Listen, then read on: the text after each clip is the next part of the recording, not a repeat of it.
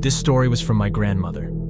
This was her personal experience when she was still young. The year was 1968, and she was in fourth year college. That time, she and her classmates decided to surprise visit their friend Ana, who lives in Kabangkalan, Negros Occidental, Philippines. Their group consists of 2 girls and 3 guys. After class, they immediately went to Kabangkalan. It was already late in the afternoon when they arrived. The province was quiet and very peaceful. The houses were 3 to 4 hectares away from each other because of the huge rice fields. When they arrived on their friend's house, Anna was so surprised when she opened the door. Then Anna asked them, "Why you guys suddenly visited me without telling me?"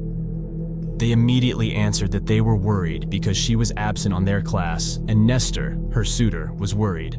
And also, they want to join the fiesta. That time, it was already dark, so they asked Anna and her aunt if they can spend the night on their house. Her aunt said yes, but they felt that they are not welcomed. After dinner, Anna said that they should go upstairs because her grandma wants to meet them.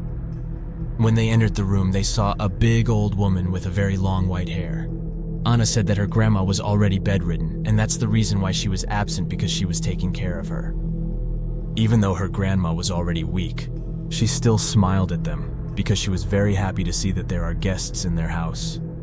And while she was smiling, some of them noticed that there was something on Lola's foot. When they looked closely, they saw that her foot was chained. They were baffled, but they still smiled at Lola, pretended that they didn't saw anything. After they visited Anna's grandma, some of them went to the other barrio to join the fiesta, and Anna accompanied them. But their 2 friends decided to stay because they were already tired. Before they left the house, their friend Nestor gave his them for safekeeping. When the 2 of them were inside the room, they locked the door and the lights were off so that they can rest. And the only light that was on was the one in the hallway. 3 hours later, they were still awake and they can't sleep. Then after a couple of minutes, they heard some footsteps along the hallway. The floor was made of wood, that's why they can clearly hear the footsteps. After that, they were scared when they heard the sound of a chain followed by the heavy steps. It was like a ball of chain. From the direction of the sound, they knew that someone was walking towards to their room. Because they didn't know what to do, they shared a bed and hid under the blanket while holding the gun of Nestor. The 2 of them were shaking because it's already near on their bedroom. Seconds later, they heard the doorknob was already unlocked and the door slowly opened. They didn't move because they were pretending to be asleep. But under the blanket, they can still see someone was standing at the door. They saw a big woman with a very messy hair, and her smile was really creepy. They could also see that she was looking at them, and she was drooling with hunger.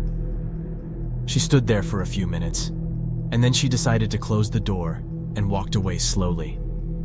Her footsteps were really slow because of the chains.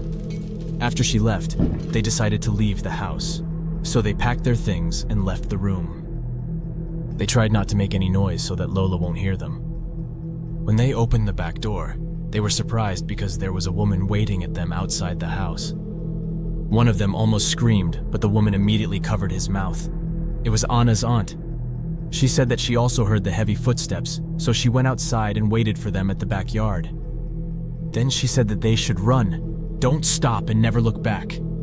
Even though it was really dark, they still ran, and the moonlight was their only light. While they were running, they looked back and they didn't saw Anna's aunt. They thought maybe she already went inside before her mother finds her. Moments later, they bumped into Nestor and their other friends. That time they were already going back because the fiesta was over.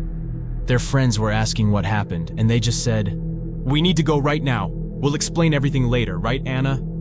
Then Anna just nodded and told them to run as fast as they can. She also said that she had to go home to accompany her aunt. That night, they ran across several rice fields, and they also crossed a river just to get away from the house. Until a couple of hours later, they saw a truck, and the driver offered them a ride to the nearest bus stop. They were all relieved when they are already inside the bus, and they all prayed, thanking God that they arrived to their homes safe. After the weekend, they all went to school, but Anna was still absent. Moments later, Anna's mother came and talked to their professor. It turns out that Anna can't go to school because her aunt died in Kabangkalan. That was her aunt who helped them escape. Anna's mother didn't tell the cause of death, but eventually they found out that they found her body dismembered. Her chest was opened, and something ate her insides. And it turns out that her mother was angry and ate her because she helped them to escape.